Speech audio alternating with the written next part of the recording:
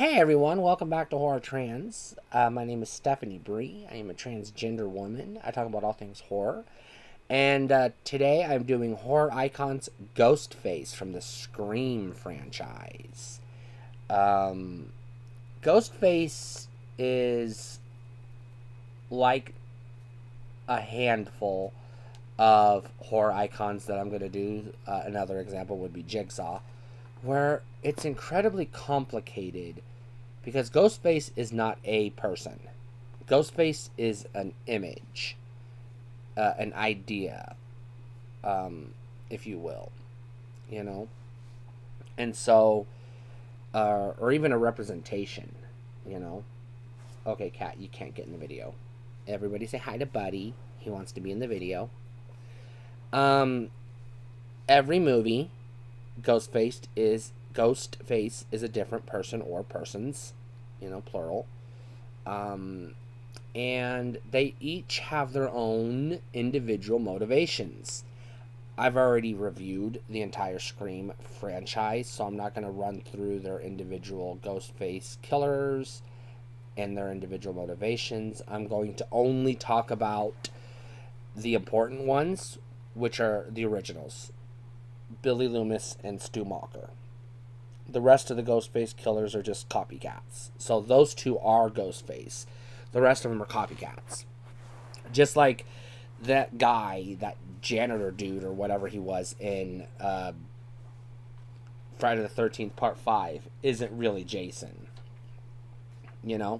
So that's the thing. So let's talk about Billy Loomis. Billy Loomis is mentioned, I believe, in almost, if not all, 6 of the existing Scream films, but he's heavily referenced in the trilogy and in Part 5 especially. He's a big part of Part 5. And so ties back to the original. Billy Loomis is a sex-starved teenager dating a girl whose mother was murdered and is not willing to, sleep with him.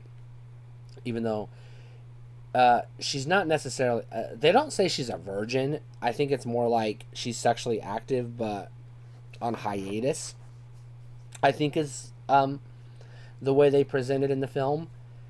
And then you find out, obviously, that Billy and his friend Stu were the ones who murdered Sidney Prescott's mother, Maureen. And their motivations were a little iffy. Billy, or I shouldn't say iffy, but complicated. Billy, his dad was having an affair with Sidney's mom. Sidney's mom was having an affair with multiple men, allegedly. At least 2 confirmed in the film. Possibly more. It's hard to say, depending on which film you watch. But just going on the first film, it's basically revealed that she slept with 2 different men who weren't her husband. And one of them was Billy Loomis's dad. And Billy Loomis's mother, I guess, found out about the affair and walked out on her family, abandoned her family, and just took off. And so Billy's motivation is kind of revenge. He kills... So he kills Maureen. And we're not talking about the bullshit from Scream 3. We're just not. We're going to pretend like Scream 3 never fucking happened for this video. Because that's a different Ghostface, and I'm going to chalk it up to he was full of shit and taking credit for something he had nothing to do with. He was talking out of his ass. Because otherwise it changes this movie, and I don't accept that. I don't buy that. So, Billy hatches a plan to murder Maureen Prescott and then waits a year for the anniversary of her death to start killing people that are close to Sidney, to get eventually frame Sidney for their murders. And his plan is to make it look like she went crazy on the anniversary of her mom's death and started killing people. And so what he does is he talks his friend Stu into helping out, and they end up killing a bunch of teenagers in town. And they lure Sydney to their farmhouse. I believe it's Stu's house, if I'm not mistaken, but I'm not 100% on that, so don't quote me. And they stab each other a lot, and they're going to kill. No, they're not going to. No, yeah, they're going to kill Sydney, and I think they're going to pin it on the dad. Actually, now that I think about it, Stu goes along with it because he's impressionable. He watches a lot of horror movies, and he has no life, has no friends. You know, not really a lot of friends, I guess. He's just a weirdo, and he just goes along with it because it's a small town. There's shit to do, you know. So, you have your first kill in the movie in the franchise is Drew Barrymore, and I forget her character's name right now. Casey something, I think. Casey Becker, if I'm not mistaken. There's so many people, so many names to remember. Anyways, and then they kill Stu's girlfriend, Tatum, and they kill the principal of the high school. They kill Gail Weathers' cameraman, and they stab Dewey, but he survives. And I think they stab Gail. And they kidnap Sydney's dad to frame him, I guess, for the murders. Anyways, so that's the original Ghostface. Like I said, the rest of them are all just copycats, but they all have different motivations. Like Scream 2, one of the ghost faces is Billy Loomis's mother, and she's deranged because her baby was killed by Sydney, so she wants to kill Sydney. And the second ghost face in Scream 2 is just some dipshit she met on the internet who wants his 15 minutes of fame. Because whatever. In Scream 3, Ghostface, we're going to talk about the tropes here in a second, but I want to brush over the different copycats. In Scream 3, the Ghostface is allegedly, and I'm going to say allegedly, I don't know if they ever actually prove it. It's just his speech at the end of the movie. So allegedly, he's Maureen Prescott's bastard child, from an affair or possible rape or whatever that happened in Hollywood.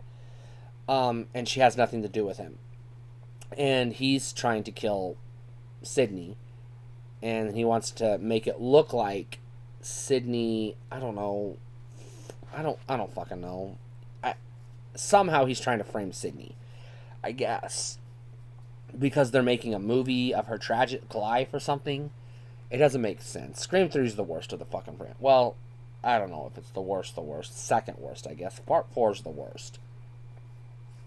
Now here's where I'm gonna have to say, Scream 4 does return to the formula of two ghost faces, but I don't remember which ones were the killers. I've seen Scream 4 3 times.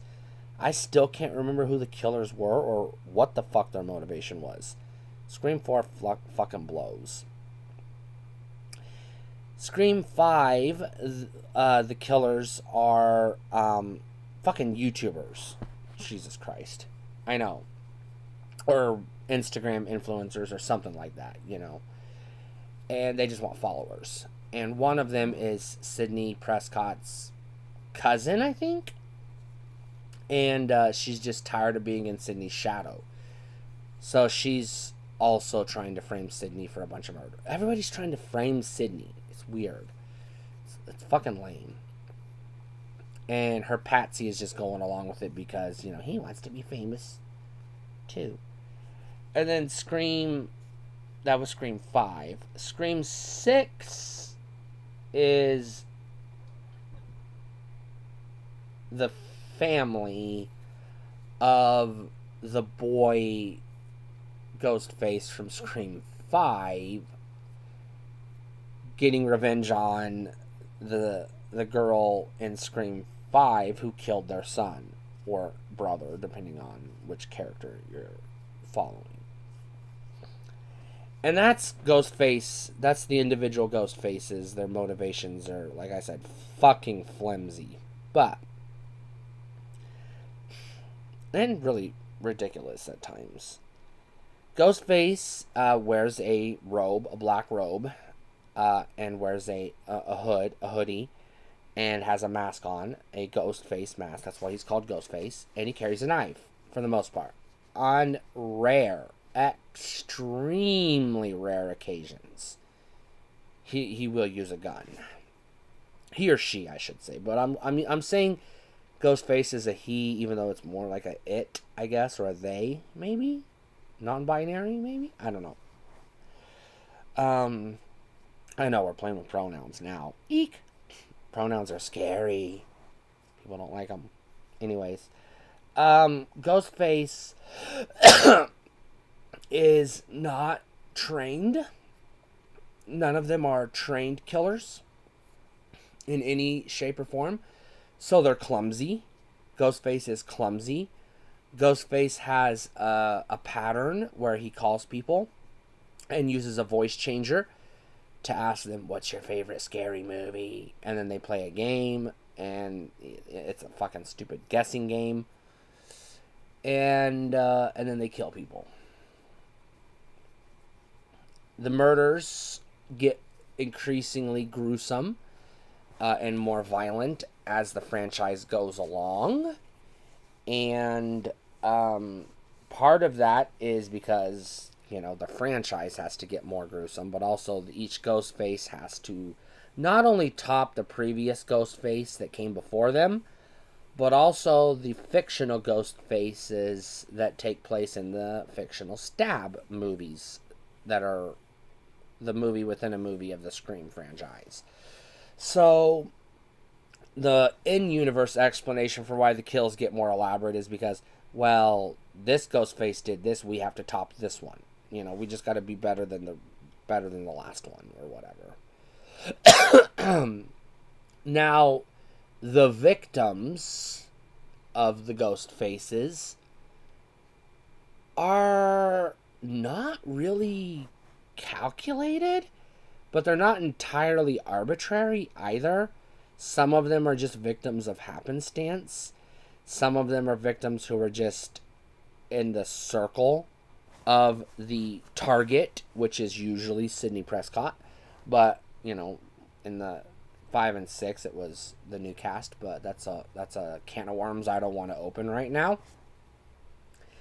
If you've been reading the news on Scream 7, you know where I'm going with this. So, and I'm not talking about that controversy. I'm staying out of it. So, what I am going to say is, as a serial killer, Ghostface is interesting in the sense that anyone can be Ghostface, essentially, basically, because they're all copycats, basically, and nobody is Ghostface at the same time. There is no Ghostface isn't a person. Ghostface is a character in the movies and in the Stab movies as well, but he's not an individual person. He's just a bunch of random people, copycats, wearing a costume. So he's, like I said, he's more like an idea than an actual character, and is often played by male and female individuals. So yeah, that's where it gets tricky. The other thing about Ghostface is they're, I believe, all played by the same people, the same stunt people. I think there's like 2 or 3 stunt people who play Ghostface in all the movies, and the voice is done by the same guy in all the movies. which lends some continuity to the franchise, but also makes it somewhat unbelievable because you've got one character that's like 6'2" and another character that's like 5'1", but once they put the costume on, they're all 6'2". I know. It doesn't make a lick of sense, but it is what it is. It's just, I don't know. Ghostface is interesting in that respect, but Ghostface is also kind of lame. It's just a fucking costume. Anyone can be Ghostface. And the problem with that is, as tackled in some of the later films, when Halloween rolls around, people will dress up as Ghostface, or in Scream 2 for the premiere of Stab, the movie. People will dress up like Ghostface, just for the fucking thrill of it. So you can't really tell who's the real Ghostface and who's not, which is what makes Ghostface kind of fucking lame. Because, like I said, anyone can be Ghostface. And that's, I don't know, whatever. That's all I gotta say. Ghostface is, like I said, one of the most complicated horror villains, horror icons to talk about because it's not a person, really.